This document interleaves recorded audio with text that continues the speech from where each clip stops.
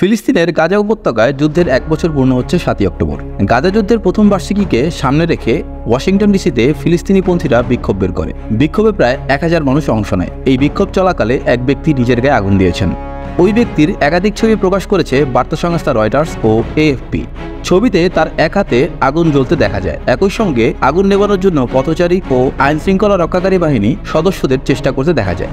মার্কিন সংবাদ মাধ্যম ওয়াশিংটন পোস্ট বলছে, গত 5ই অক্টোবর রাতে রাজধানী ওয়াশিংটন ডিসির ব্ল্যাক লাইভস ম্যাটার্স প্লাজা এলাকায় এই ঘটনা ঘটেছে। গায়ে আগুন দেওয়া ব্যক্তির নাম প্রকাশ করেনি ওয়াশিংটন পোস্ট। তবে সংবাদ মাধ্যমটি বলছে, যে ব্যক্তি নিজের গায়ে আগুন দিয়েছেন তার দাবি তিনি একজন সাংবাদিক। ওয়াশিংটন পোস্টের খবরে আরও বলা হয়, আগুন দ্রুত নেভানো হয় এবং নিজের গায়ে আগুন দেওয়া ব্যক্তিকে হাসপাতালে নেওয়া হয়। পুলিশের এক বিবৃতিতে বলা হয়, চিকিৎসার জন্য ওই ব্যক্তিকে হাসপাতালে নেওয়া হয়েছে। তার আঘাত জীবনের জন্য হুমকিস্বরূপ নয়।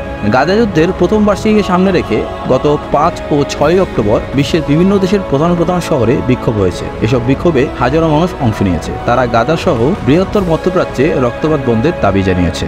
গাজায় ইসরায়েলের নৃশংস যুদ্ধে 40,000-এরও বেশি ফিলিস্তিনিকে নিহত করা হয়েছে, যার মধ্যে কমপক্ষে 16,456 জন শিশু এবং 11,000-এরও বেশি নারী রয়েছে।